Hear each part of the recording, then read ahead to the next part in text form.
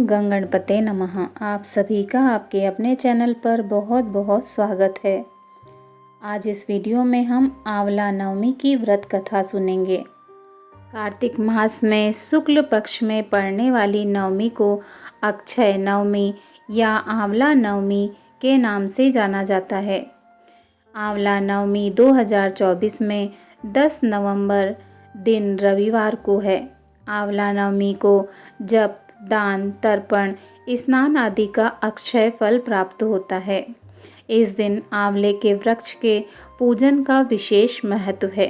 पूजन में कपूर या घी के दीपक से आंवले के वृक्ष की आरती करना चाहिए तथा इस मंत्र का जाप करते हुए वृक्ष की प्रदक्षिणा करने का विधान है।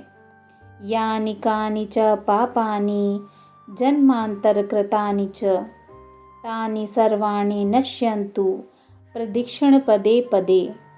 नारद पुराण के अनुसार कार्तिक मास के शुक्ल पक्ष में जो नवमी आती है उसे अक्षय नवमी कहते हैं।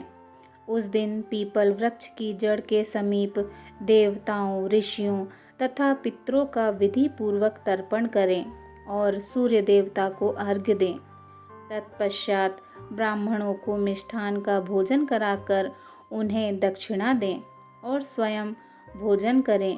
इस प्रकार जो भक्ति पूर्वक अक्षय नवमी को जप, दान, ब्राह्मण पूजन और होम करता है उसका वह सब कुछ अक्षय होता है, ऐसा ब्रह्मा जी का कथन है। कार्तिक शुक्ल नवमी को दिया हुआ दान अक्षय होता है, अतः इसको अक्षय नवमी कहते हैं। स्कंद पुराण, नारद पुराण आदि सभी पुराणों के अनुसार कार्तिक शुक्ल पक्ष नवमी युगादि तिथि है। इसमें किया हुआ दान और होम अक्षय जानना चाहिए। प्रत्येक युग में 100 वर्षों तक दान करने से जो फल होता है वह युगादि काल में एक दिन के दान से प्राप्त हो जाता है। देवी पुराण के अनुसार कार्तिक शुक्ल नवमी को व्रत, पूजा, तर्पण और अन्न आदि का दान करने से अनंत फल प्राप्त होता है। कार्तिक शुक्ल नवमी को धात्री नवमी, आंवला नवमी और कुष्मांडा नवमी, पेठा नवमी अथवा सीता फल नवमी भी कहते हैं। स्कंद पुराण के अनुसार अक्षय नवमी को आंवला पूजन से स्त्री जाति के लिए अखंड सौभाग्य और पेठा पूजन से घर में शांति, आयु एवं संतान वृद्धि होती है। आंवले के वृक्ष में सभी देवताओं का निवास होता है तथा यह फल भगवान विष्णु जी को भी अति प्रिय है। अक्षय नवमी के दिन यदि आंवले का पूजन करना और आंवले के वृक्ष के नीचे बैठकर भोजन बनाना और खाना संभव नहीं हो तो इस दिन आंवला जरूर खाना चाहिए। ऐसी मान्यता है कि कार्तिक शुक्ल नवमी तिथि को आंवले के पेड़ से अमृत की बूंदें गिरती हैं और यदि इस पेड़ के नीचे व्यक्ति भोजन करता है तो भोजन में अमृत के अंश आ जाते हैं, जिसके प्रभाव से मनुष्य रोग मुक्त होकर दीर्घायु बनता है।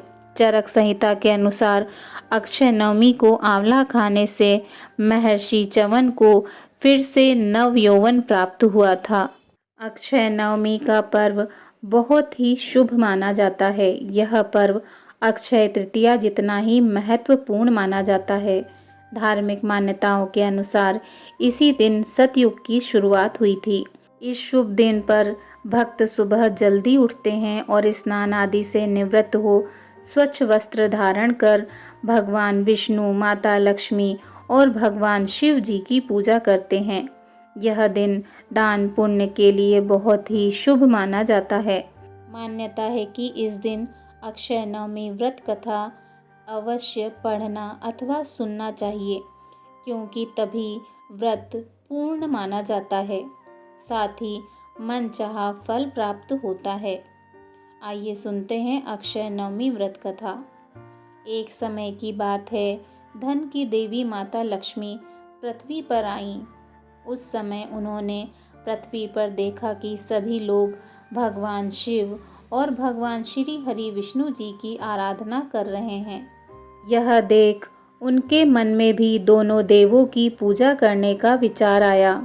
तभी उन्होंने यह सोचा कि आखिर दोनों देवों की पूजा एक साथ कैसे की जाए।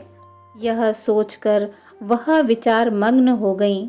कुछ पल बीतने के बाद उन्हें एहसास हुआ कि धरती पर तो इन्हें एक साथ केवल आंवले के पेड़ के सम्मुख ही पूजा जा सकता है, क्योंकि सिर्फ आंवले में ही बेल और तुलसी दोनों के गुण पाए जाते हैं। इसके बाद उन्होंने भावपूर्ण उनकी पूजा की। माता लक्ष्मी जी की भक्ति देख भगवान श्री हरि विष्णु और भगवान शिव जी प्रकट हो गए।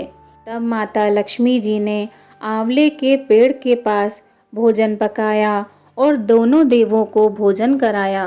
तभी से हर साल कार्तिक माह के शुक्ल पक्ष की नवमी तिथि पर अक्षय नवमी मनाई जाती है। इस दिन भगवान विष्णु और देवों के देव महादेव की पूजा करने से सुख और शांति की प्राप्ति होती है। साथ ही पूजा का 2 गुना फल प्राप्त होता है।